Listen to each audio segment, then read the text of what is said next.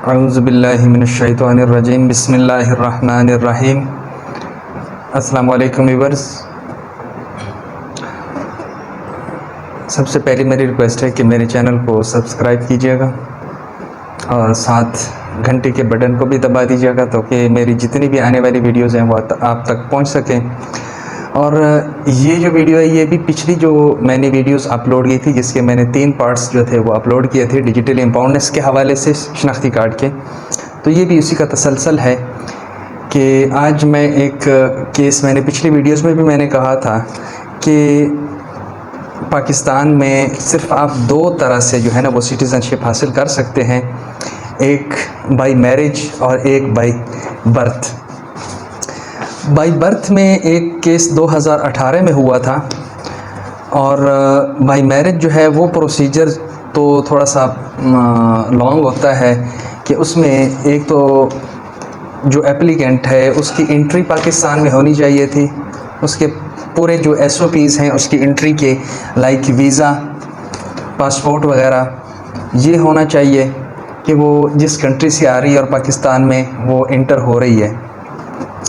तो वो सारा रिकॉर्ड जो है वो उसके पास होना चाहिए। फिर उसके इंदराजात जो हैं वो ADLG साहब जो हैं, असिस्टेंट डायरेक्टर लोकल गवर्नमेंट जो है, उसके इख्तियारात होते हैं कि वो उस जो मैरिज सर्टिफिकेट है उसका इंदराजात जो हैं और वो स्पेशल डायरेक्शन देगा यूनियन काउंसिल के जो सेक्रेटरी साहब हैं, उनके पास वो फॉर्म जो है वो लेके वहाँ पे अपनी मैरिज के आपके वो सारे जो डॉक्यूमेंट्स हैं, पासपोर्ट वगैरह, जिस कंट्री से वही हैं, वो एड्रेसेस जो हैं वो सारा कुछ उसमें मेंशन करते हैं। फिर बर्थ सर्टिफिकेट भी इसी तरह होता है कि वो भी ADLG जो होता है उसके पास वो फॉर्म मौजूद होता है, वहाँ पे आपने इंदराजात करवाने होते हैं और इंदराजात करवाने के बाद फिर वो जो है सेक्रेटरी यूनियन काउंसिल को वो आपको भिजवा देगा और वहाँ से आपको जो है ना वो सर्टिफिकेट इशू कर दिया जाएगा। तो ये एक केस हुआ था 2018 में, जिसमें एक सोमालियन लड़का था जिसका नाम था Saeed Abdi Mahmood. Saeed Abdi Mahmood versus national database registration authority 2018 CLC page 1588। तो इसमें जो था ये एक लड़का था, सोमालिया से बिलोंग करता था, इसके पेरेंट्स पाकिस्तान में आए थे बाई लीगल वेज, वो पाकिस्तान में दाखिल हुए और अनफॉर्चुनेटली इसके पेरेंट्स जो हैं कुछ अर्सा यहाँ पे गुजारने के बाद दोनों की डेथ हो गई पाकिस्तान में और इसकी बर्थ पाकिस्तान में उन दिनों हो चुकी थी और इसने वो अपनी रजिस्ट्रेशन जो थी वो पाकिस्तान वो ADLG के पास और ये वहाँ से यूनियन काउंसिल से अपना बर्थ सर्टिफिकेट ले रखा था और उसकी फिर वेरिफिकेशंस वगैरह भी होती रही। और इसमें जो है ऑनरेबल सुप्रीम कोर्ट ने ये फैसला दिया था कि चूँकि सिटीज़नशिप एक्ट 1951 में आप बाय बर्थ भी उसमें पाकिस्तानी सिटीज़नशिप ले सकते हैं और मैरिज ये होती है कि अगर कोई लड़की किसी पाकिस्तानी शहरी के साथ अगर उसकी शादी हो जाती है तो भी वो ले सकती है पाकिस्तानी शहरियत on the basis of marriage. और अगर कोई नॉन नेशनल मेल जो है किसी पाकिस्तानी औरत के साथ शादी करता है तो वो भी पाकिस्तानी सिटीज़नशिप जो है वो ले सकता है। लेकिन उसका एक प्रोसीजर है कि आपको एप्लीकेशन देना होती है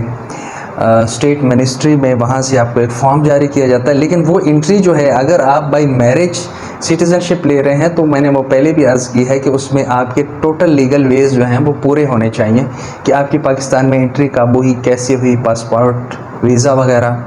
और आपके जो इंदराजात हैं मैरिज सर्टिफिकेट के तो वो भी होने चाहिए। वो सारे डॉक्यूमेंट्स आप लोगों ने कंप्लीट करने होते हैं, वो करके फिर आपने स्टेट मिनिस्ट्री में एप्लीकेशन देनी है। स्टेट मिनिस्ट्री फिर उसको आगे फॉरवर्ड कर देती है एजेंसीज़ को और उसमें थोड़ा सा वो टाइम लेते हैं, वो आपकी रिपोर्टिंग, उनका कोई ना कोई बंदा वहाँ पे विज़िट करता है जहाँ पे वो शादी हुई है। तो उसके बाद स्टेट मिनिस्ट्री जो है जब वो रिपोर्ट मौसूल हो जाती है, अगर वो रिपोर्ट तो आपके फेवर में आ जाए तो जहाँ पे आपने रेजिडेंट जिस प्रोविंस का लिखा होगा वो उस प्रोविंस के जो है प्रोविंस मिनिस्ट्री की तरफ भेज देगी और फिर वो आगे फारवर्ड कर देगी कि जिस जगह पे आप, जिस डिस्ट्रिक्ट में आप रिहाइश पजीर हैं, उस डिस्ट्रिक्ट का आपको डोमिसाइल जो है वो जारी किया जाता है। सबसे पहले जो है डोमिसाइल जारी होगा, डोमिसाइल की बेसिस पे आपको जो है ना CNIC जारी किया जाएगा। तो ये एक प्रोसीजर है, ये थोड़ा सा लॉन्ग भी है क्योंकि एजेंसीज़ की रिपोर्ट आते आते काफ़ी देर लग जाती है। बाज़ औक़ात CNIC की जो केसेस पेंडिंग होते हैं उनमें भी कई केसेस जो है ना एजेंसीज़ को रेफ़र किए होते हैं, लेकिन उनकी रिपोर्ट्स पे थोड़ी सी देर लग जाती है क्योंकि उनका प्रोसीजर होता है कि नादरा ने पहले अपने डिपार्टमेंट्स को फारवर्ड करना होता है, फिर आगे जाके स्टेट मिनिस्ट्री को फारवर्ड करना होता है वो लेटर कि जनाब हमें इस बंदे के ये जो है ना इंफॉर्मेशन दे दी जाए या रिपोर्ट दे दी जाए। तो ये थोड़ा सा टाइम टेकिंग प्रोसेस है। तो दूसरी, अगर शनाख्ती कार्ड आप लोगों का ब्लॉक होता है तो उसमें एक केस मैंने फेस किया था जिसमें चारों भाई थे, फादर नेम बिल्कुल सेम था, मदर नेम भी बिल्कुल सेम था, तो उनके CNIC फिर भी ब्लॉक थे। उनके फिर हमने डॉक्यूमेंट्स जो थे वो उनके प्रायर टू 79 वो भी प्रूफ हो गया था, क्लियर हो गया था। ये मीन्स कि वो उसका रिकॉर्ड जो था वो बैकअप पे अवेलेबल था, उसकी रिपोर्ट भी आ गई थी, लेकिन फिर भी उनकी क्लियरेंस नहीं हो रही थी। वो क्लियरेंस किस वजह से नहीं हो रही थी? इस वजह से नहीं हो रही थी कि उनके जो रिकॉर्ड था पहले नादरा के पास अवेलेबल, वो पेरेंटल नेम तो सेम थे, लेकिन उनके आपस में फैमिली लिंक्स मौजूद नहीं थे। फैमिली लिंक्स में ये था कि हर भाई जो था ना वो